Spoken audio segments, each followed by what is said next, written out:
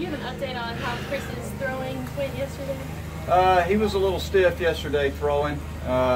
You know, I would anticipate us resting him today from throwing. It would be, I would anticipate him not being able to play a position this weekend. I mean, where we're at right now, I would not anticipate him being available to play a position outside of the possibility of DHing. Was he able to throw much at all yesterday? Or was it just a couple throws and realized he wasn't going to be able to do it? No, he can throw at a short distance, but it's just it's pretty sore. There's a lack of range of motion and some discomfort when he throws. So he can't stretch his arm out. He's just throwing right now. Right now, and I've said this a few times, is really just trying to get his range of motion back. You know, it's hard to throw until you get range of motion all the way back, because you can't throw the baseball with any sort of arm speed. You basically have to stop your arm when it gets to when you get the ball up above your shoulder. You got to stop your arm and then push the ball. So right now he's having a hard time with range of motion in his arm. It's making it hard for him to be able to throw past a short distance. How did Crawford's velocity look yesterday, and is Ryan still on schedule to throw to the live hitters tomorrow? Crawford looked really good. Crawford threw an inning yesterday, was 90-91, so his fastball velocity ticked up a little bit. He actually pitched very well. Got set to hit in double play, which was good. It's good for Brooks. I wasn't real happy about it, first and third, and trying to score some runs, but no, I'm kidding. He looked good. Ryan Miller, we are going to try to throw a live pin with him either tomorrow or Thursday.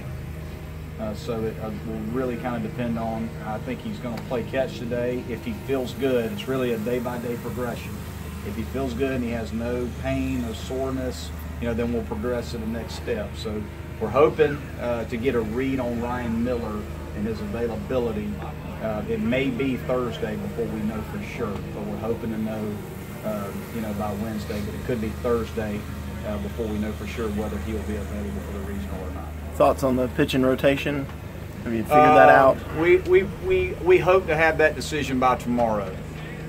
We're just trying to watch everybody on video. We're trying to study all the stats that we can and look at the tendencies, look at each team, look at UNCG, and see who's hot in their lineup and what they're doing versus lefties and righties. And again, just trying to study each opponent to the best of our ability before we make the final decision as to who we're going to start in game one. But we hope to make that decision by tomorrow. Reed Roman's had a solid last 35 games, but during that 20-game stretch, I think he hit around 500. He had 9 3-hit games. Is that about as hot as you've seen a hitter during your time in the game, during that 20-game stretch you had? Well, he was. I've had a few guys, I guess, over the years who have went through streaks like that. A few of them, but Reed obviously was very, very hot there for quite some time, and swung the bat very, very well for us, and has continued to hit the ball well, even I guess past the streak, so to speak. He still has been able to put together good at bats for us. He's hitting the 2-hole for a majority of the year, and he feels comfortable in that spot in the lineup. It gets him that 5th at bat. It also gives him the right side of the field if we can get our leadoff guy on base, which is good for Reed. Yeah, I mean, I've had a few guys, not many. It's hard to hit 500 period over any stretch of time, but I've had a few guys over the years who have gotten hot like that, and everything that they swing at, it looks like a volleyball coming in there. I know you weren't here for his freshman year, obviously, but dropped off from a great freshman year. The average went down a good bit as a sophomore. Did you guys see stuff on film help him make adjustments to help him get back to where he was this year? Yeah, that's a good question. I think Reed would tell you is he just went back to his strength. Reed's a guy that hits the ball well into the middle of the field. We knew that coming in. One of the reasons he was a freshman All-American is he lived on the left side of the field. He had a lot of line drives from second base over. And I think last year, he probably tried to do a little bit too much. I think anytime you're a corner outfielder, what are pro scouts going to tell you? You got to hit for what? Power. You know, if you're going to play left field in professional baseball, you know that you got to try to generate some power. Well, I think Reed probably last year, he'll tell you, probably tried to do a little bit too much, probably pulled the ball a little bit too much. And I think this year he's went back to his strength, which is staying in the middle of the field. And when he does pull the ball this year, he's been able to get the ball in the air more.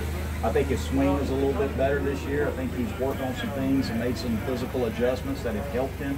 And right now, Reed probably gets to the fastball better than anybody in our lineup. You know, he's deadly when you throw him the fastball over the plate. So I think it's just a combination of some physical adjustments and going back to his strength from an approach standpoint is why he's had so much success this year. A lot of these guys talked about wiping the slate clean now that you guys are hosting the regional. Has that been the message from you once you guys got the news yesterday? Yes, that's definitely been our message. I mean, the big message for us is, you know, it's a new season.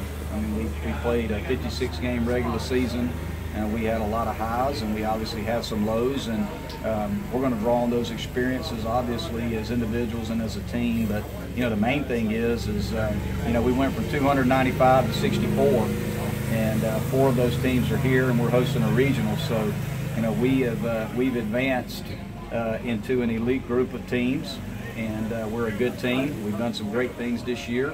And hopefully our guys understand that it's a new season, that you're playing with 64 teams as opposed to 295. So it's a blessing for us to be hosting a regional and to be able to play here, to be able to play in the postseason. It's an honor. We're very grateful for it.